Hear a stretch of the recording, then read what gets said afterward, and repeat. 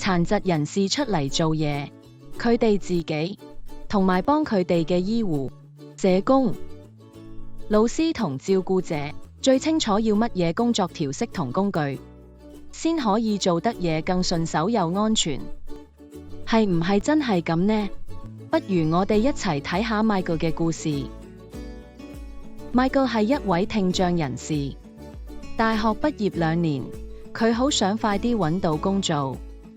聽力學家建議佢用最新款助聽器，等佢可以適應到工作環境。Michael 戴咗一排之後，發覺呢款新助聽器嘅效果真係比舊嗰部好咗好多。負責介紹工作嘅職員揾到一間請緊人嘅公司。黎生你好啊。你好，我呢排見到份 CV， 佢嘅學歷同經驗好啱你公司。雖然佢聽力有障礙，但佢有佩戴助聽器，日常溝通冇咩大問題。似乎唔錯喎。我哋公司都希望請殘疾人士，不如叫佢上嚟面下試，互相了解下。Michael 去面試，成個過程都好順利，冇幾耐 Michael 就收到公司嘅 offer。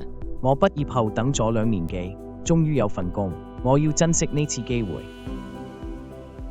下星期會有位新同事返工，佢需要戴助聽器。我同佢面試過，佢好醒目，同常人冇乜分別，大家唔使擔心溝通問題，用平常心相處就得。好啊，我哋都想有新同事加入。係啊，促進共融係好事。我哋會支持佢。正式返工之後，Michael 對新工作環境既緊張又興奮，佢好想努力做好份工，得到同事嘅認同。Michael， 等陣有個線上會議，會講下公司之後嘅工作方向，你得閒都參加下啦。不過，開視像會議嗰陣，如果網絡信號延遲或者收音差，助聽器就好難處理到啲甩甩咔咔嘅聲音㗎啦。喺開放式辦公室入面，大家走嚟走去嘅噪音、講嘢聲、打字聲同埋電話響聲，會令助聽器將所有背景聲音都放大，會影響到 Michael 識別主要聲音嘅能力。Michael 你好，我係黎生，聽得到嗎？由於工作需要，有好多時 Michael 都要參與多人會議，仲要親自抄低跟進工作，甚至係會議記錄。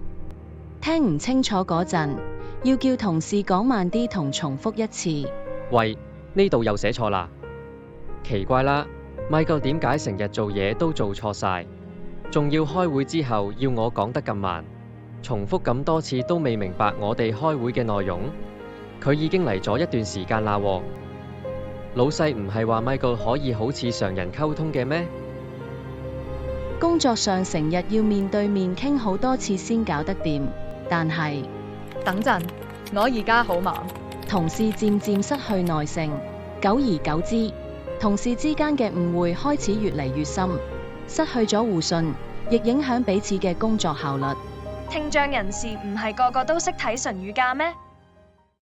辦公室裏邊聽唔清楚同事講嘢，溝通唔到，好似大家對我都唔滿意，可能多啲文字溝通會好啲，不如揾時間同老細傾下啦。老細，有好多時我喺辦公室同同事溝通，我都聽唔清楚，咁到影響大家效率，可唔可以將重要嘅工作資訊轉成用文字溝通？咁我工作上可以做好啲。之前中介公司唔係話聽力學家已經幫咗 Michael 配咗個合適嘅助聽器咩？之前面試都好地地，係咪 Michael 講大話，要求特殊優待呢？都係唔好應承佢啦，費事佢第日得一想二。唔好意思，呢方面支援我哋冇辦法做到，因為咁樣會增加其他同事工作負擔。過咗一段時間，因為 Michael 喺呢個工作環境內無法聽清楚同事講嘅嘢，所以喺公司嘅佢嘅工作表現評估自然都攞到好低分，令到佢自信心大不如前。Michael 嘅故事暫時睇到呢度。殘疾人士同佢哋嘅醫療專業人員、社工、教師同照顧者，係咪應該最清楚點樣提升殘疾人士嘅工作效率，同確保工作安全所需嘅調適措施同輔助工具呢？唔一定係。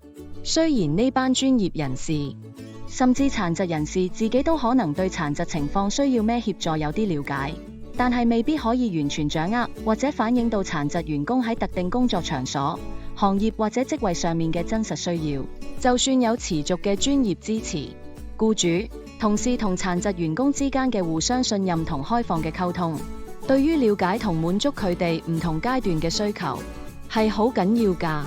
請大家思考下，喺決定工作嘅調適時，邊啲人應該係主要嘅決策者呢？我哋又可以點樣平衡專業意見同實際工作上發現嘅潛在調適需要呢？請喺評論區同我哋分享你嘅睇法同經歷，同我哋一齊探討，一齊支持彼此。